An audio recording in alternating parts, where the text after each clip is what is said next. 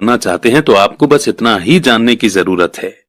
ये पहला रूल है, यही इकलौता रूल है। ये बहुत आसान लगता है पर ज्यादातर लोगों को यह पता ही नहीं है कि यह रूल कितना इंपॉर्टेंट है। ज्यादातर लोग पैसे की प्रॉब्लम में सिर्फ इसलिए उलझे रहते हैं क्योंकि उन्हें यह पता ही नहीं होता कि एसेट और लायबिलिटी में क्या फर्क होता है।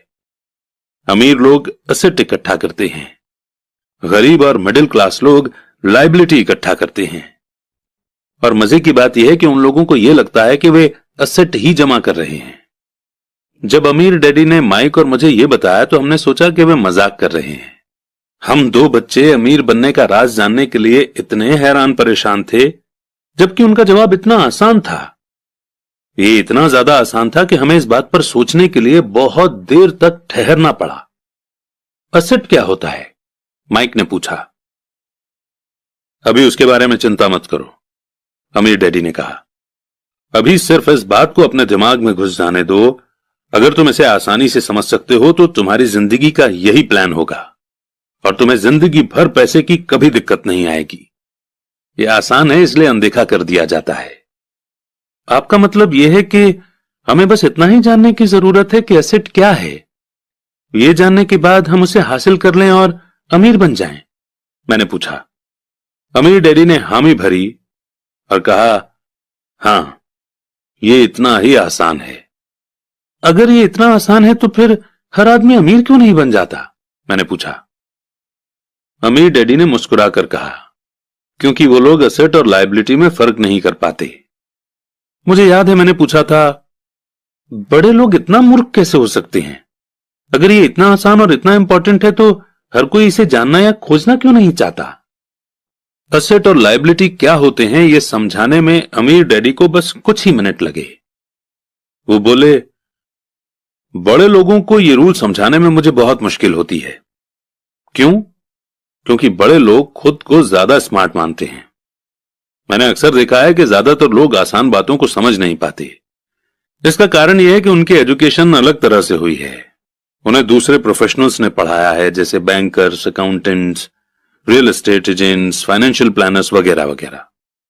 ज्यादातर बड़े लोगों के सामने मुश्किल यह होती है कि उन्हें बहुत कुछ भूलना पड़ता है और एक बार फिर से बच्चा बनना पड़ता है। बड़े लोगों को हमेशा ऐसा लगता है कि मुश्किल जवाब ही ठीक होगा। अगर उन्हें किसी चीज का आसान जवाब बताओ तो वो उसे गलत मानते हैं। अमीर डैडी किस प्रिंसिपल में यकीन करते थे? यानी कीप इट सिंपल स्टूपिड, जिसका मतलब है कि चीजें आसान ही रहने दो भाई। इसलिए वे हम दो छोटे बच्चों के लिए लेसन को आसान बनाते थे और इस तरह उन्होंने हमारी पैसे की फाउंडेशन को ज्यादा मजबूत बना दिया। तो दिक्कत या उलझन किस बात से आती है? या इतनी आसान चीज किस तरह से मुश्किल बन जाती है? कोई ऐसा एसेट क्यों खरीदता है जो असल में लायबिलिटी होती है? और इसका जवाब हमें अपनी बेसिक एजुकेशन में मिलता है। एक्चुअली हम फाइनेंशियल लिटरेसी पर ध्यान ही नहीं देते और स्कूल की नॉलेज को हमेशा सही मानते हैं। सवाल यह है कि कोई चीज एसेट है या लायबिलिटी, यह पता कैसे चलेगा? अगर आप सचमुच खुद को कंफ्यूज करना चाहें तो इन शब्दों को डिक्शनरी में देख लें। मैं जानता हूं कि वहां दी हुई डेफिनेशन किसी अकाउंटेंट को अच्छी लगती होगी, पर दिक्कत यह है कि आम आदमी उन्हें पूरी तरह से समझ नहीं पाता। फिर भी हम एडल्ट लोग ये मानते हैं कि इतने आसान शब्द हम अगर किसी से पूछेंगे तो हमारी बेइज्जती हो जाएगी, लोग हम पर हंसेंगे। छोटे बच्चों को समझाते समय अमीर डैडी ने एक बार कहा था, एसेट को शब्दों के द्वारा नहीं, नंबर के द्वारा पढ़ा जाता है। और अगर आप नंबर को नहीं पढ़ सकते तो आपको एसेट और जमीन में खुदे गड्ढे में कोई फर्क महसूस नहीं होगा।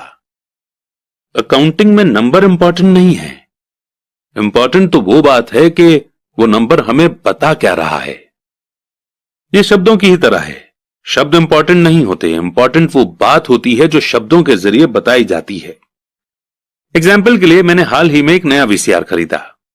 इसके साथ इंस्ट्रक्शन मैनुअल भी था जिसमें समझाया गया था कि अपने वीसीआर को किस तरह से प्रोग्राम किया जाता है। मैं शुक्रवार की शाम को अपनी फेवरेट टीवी शो को रिकॉर्ड करना चाहता था, पर उस मैनुअल को पढ़ते पढ़ते मैं पागल हो गया। मुझे दुनिया में कोई भी काम इतना मुश्किल नहीं लग रहा था जितना कि अपने वीसीआर को प्रोग्राम करना। मैं शब्दों को पढ़ सकता था पर इसके बावजूद मुझे कुछ समझ नहीं आ रहा था।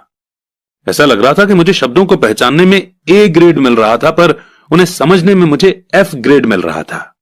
यानी उन्हें समझने में मैं फेल हो रहा था। और यही ज्यादातर लोगों के साथ पैसे के मामले में होता है।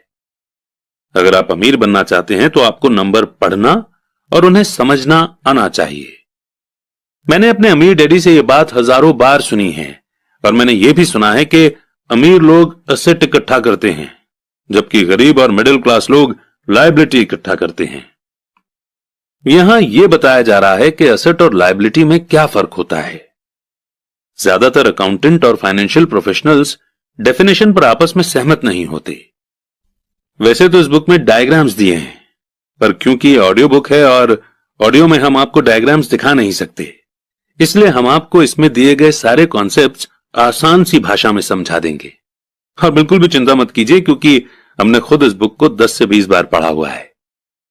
देखिए, सबसे पहले तो हमें 4 शब्दों को याद रखना है, जो हैं इनकम, एक्सपेंसेस यानी कि खर्चे, एसेट और लायबिलिटी।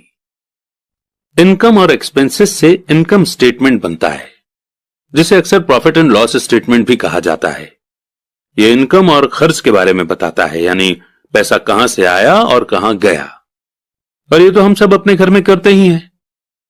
हम लिखते हैं कि इस महीने हमने कितने पैसे कमाए, यानी कितनी इनकम आई, और उसमें से हमने कितने पैसे किस किस चीज में खर्च किए। यानी इन 4 शब्दों में से ये 2 शब्द इनकम और एक्सपेंसेस तो हर किसी को पता है, पर प्रॉब्लम यह है कि बहुत से लोगों को अगले 2 शब्द या तो पता नहीं है, या फिर उन्हें हम ठीक से समझते ही नहीं हैं। और बाकी के ये 2 शब्द हैं एसेट और लायबिलिटीज। इन 2 शब्दों को, एसेट और लायबिलिटीज को, जब एक साथ लिखते हैं तो इसे हम बैलेंस शीट बोलते हैं। और यह नाम आपने जरूर सुना होगा। बैलेंस शीट ये नाम इसलिए दिया गया है क्योंकि इसमें एसेट और लायबिलिटीज को एक साथ मिलाकर देखा जाता है, यानी उन्हें बैलेंस किया जाता है। कुछ लोग जिनमें पैसे की समझ नहीं होती, इनकम स्टेटमेंट और बैलेंस शीट के बीच के रिलेशन को नहीं जानते। इस रिलेशनशिप को जानना बेहद जरूरी है। इसलिए जैसा मैंने पहले कहा था कि अमीर डैडी ने हमेशा दोनों छोटे बच्चों को आसान सी डेफिनेशन सिखाई। उन्होंने कहा कि एसेट वो होता है जो आपकी जेब में पैसा डालता है। अच्छी, सिंपल और इजी टू यूज डेफिनेशन है ना। एसेट वो चीजें होती हैं जो मेरे जेब में पैसा डालती हैं, यानी ये हमें पैसा बना कर देते हैं, बिना हमारे काम किए हुए या बहुत कम काम किए हुए। एग्जाम्पल के लिए, अगर हम घर रेंट पर दे देते हैं और उसे खुद एक्टिवली मैनेज भी नहीं करते, तो यह घर हमारा एसेट बन जाएगा, क्योंकि इसे मैनेज करने के लिए ज्यादा टाइम नहीं देना पड़ेगा। फिर भी हर महीने इससे रेंट आता रहेगा। और इसी तरह हमारी कोई शॉप है जिसे कोई और मैनेज कर रहा है और हर महीने हमें उससे पैसे मिल रहे हैं, तो वो भी हमारा एसेट ही है। और इसके उल्टे लायबिलिटी वो चीज है जो मेरी जेब से पैसे निकालती है। मान लीजिए कि हम कोई बड़ा घर लेते हैं और इस घर से हमें कोई इनकम नहीं मिल रही है, तो इस घर ने एक ही बार में हमारा खर्च नहीं करवाया, बल्कि बार बार हमें इसमें खर्चा करना पड़ेगा, और इसलिए ये हमारी लायबिलिटी बन जाएगी। कभी इसमें मेंटेनेंस का खर्च देना पड़ेगा, जैसे लॉन को साफ रखने के लिए माली रखना पड़ेगा। और अगर सिंपल सा घर भी है तो भी हमें नॉर्मल मेंटेनेंस के लिए तो पैसा खर्च करना ही पड़ेगा। अब इसका मतलब यह नहीं हुआ कि हम अपने पर्सनल यूज के लिए घर ले ही ना, बल्कि इसका मतलब यह हुआ कि हम एटलीस्ट इन टर्म्स को, और ये जो शब्दावली, ये जो जार्गन्स हम यूज कर रहे हैं, इन्हें हम समझें और लाइफ में एसेट्स को लायबिलिटीज से पहले खरीदें। पर यह ध्यान रखें कि एसेट से हमें ज्यादा पैसा आना चाहिए और लायबिलिटीज से हमारी जेब से कम पैसे जाने चाहिए। और अगर आसान करें तो असल में आपको इतना ही जानने की जरूरत है कि अगर आप अमीर बनना चाहते हैं तो आप जिंदगी भर एसेट खरीदते रहिए। अगर आप गरीब या मिडिल क्लास आदमी बनना चाहते हैं तो आप लायबिलिटी खरीदते रहिए। और इनके बीच को फर्क न जानने से ज्यादातर लोग जीवन भर पैसे की तंगी से परेशान रहते हैं। पैसों के लिए एक आदमी इसीलिए परेशान होता रहता है क्योंकि न तो वो इन शब्दों को समझ पाता है और ना ही इन नंबर्स को। जिन लोगों के सामने पैसे की मुश्किलें आ रही हैं, उन्हें यह समझ लेना चाहिए कि शब्दों या नंबर्स में ऐसा कुछ है जिसे वे पढ़ नहीं पा रहे हैं। कोई चीज ठीक से उनकी समझ में नहीं आ रही है। अमीर लोग इसीलिए अमीर होते हैं क्योंकि इस मामले में वे पैसे की तंगी से परेशान लोगों से ज्यादा समझदार होते हैं।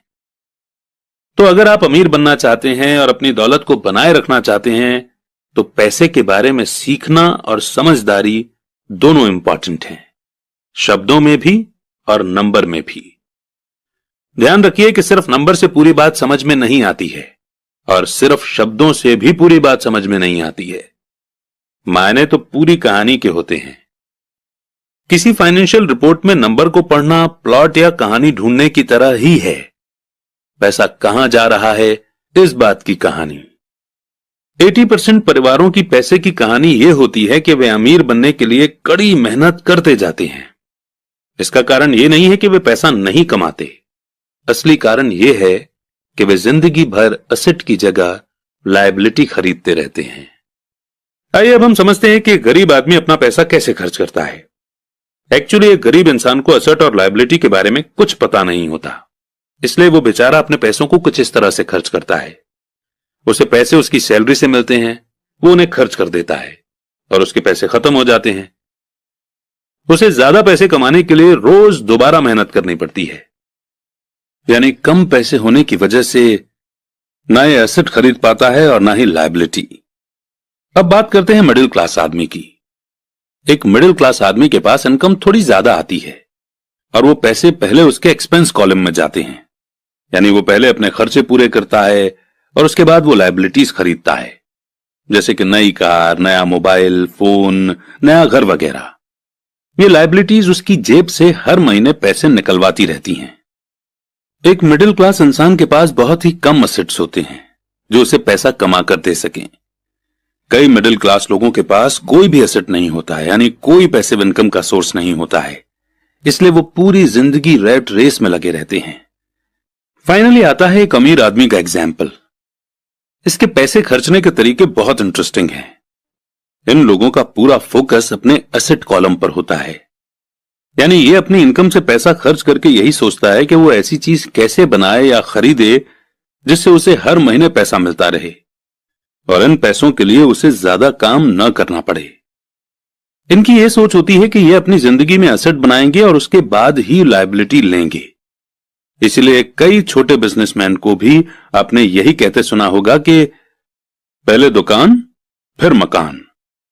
तो अभी हमने ये सीखा कि गरीब को एसेट या लायबिलिटी के बारे में नॉलेज ही नहीं होती है। मिडिल क्लास इंसान को थोड़ी बहुत नॉलेज होती है, लेकिन वो अपनी पूरी जिंदगी लोगों को शो ऑफ करने के लिए लायबिलिटीज लेता जाता है, जो उसकी जेब से एक बार नहीं बल्कि बार बार पैसे निकलवाती हैं, और इसीलिए ये लोग रैट रेस में लगे रहते हैं।